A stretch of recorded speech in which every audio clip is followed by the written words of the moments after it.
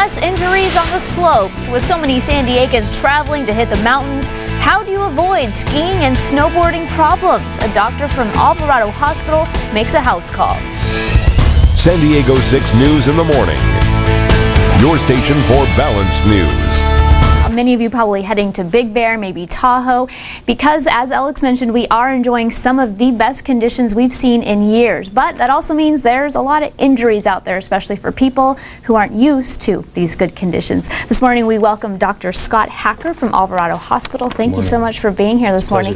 Now I say that, it kind of sounds funny. We're not used to these good conditions because we're not used to so much snow, but actually more snow can create different conditions that we're not quite used to. Let's talk first about what type of injuries you see most. We were just talking about that. Let our viewers know. Certainly. So my specialty is mostly knee and shoulder injuries, and certainly on the mountain I think the most common thing are injuries to your knees, both for the snowboarder and the skier. Incredibly common, and they're starting to come into my office now.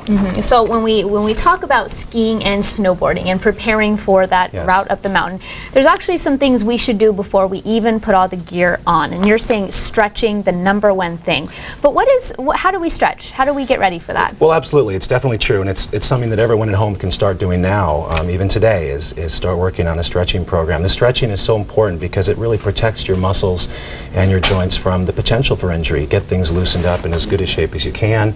A lot of local gyms have programs that go over basic concepts, ski conditioning programs, if you will. Okay. And so focusing on that type of thing is really, really important. Simple, the classic sit against the wall stretch is a classic one to get your quads firing, get them active.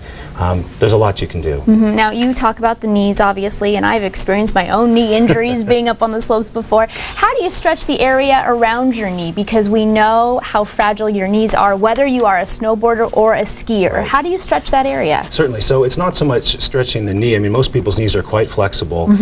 It's really more stretching the muscles that surround the knee. Right. Okay. So that would mean your quadriceps muscles, your hamstrings in the back, your calf muscles, and so there's lots of ways to do each of those. There's ways to stretch on a simple step by simply dipping your foot down and getting a good calf stretch. Quadricep stretching. There's just a lot of different techniques that you can use, and I teach people these things every day when they come in to see me. Okay. Safety gear, obviously, you say wear a helmet, and that sounds like a lot of people say, no, I don't need a helmet, but why are they so important? I don't think we realize how hard we can hit the snow sometimes. That's very true. I mean, maybe if you're on the beginner slope it doesn't seem so important, but for the more intermediate and advanced skier it's really key.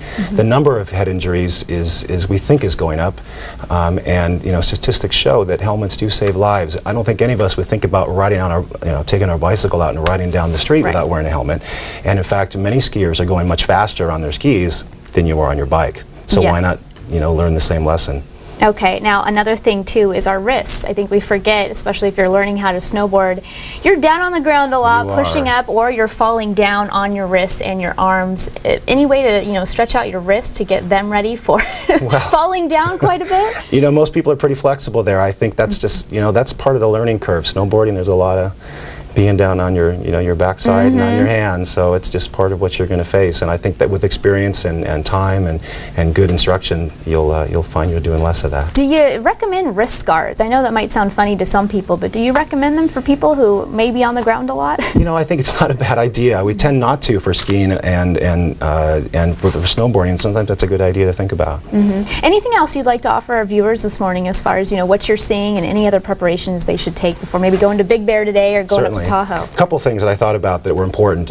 First of all is we know that the rate of injuries is low if you ski at your ability.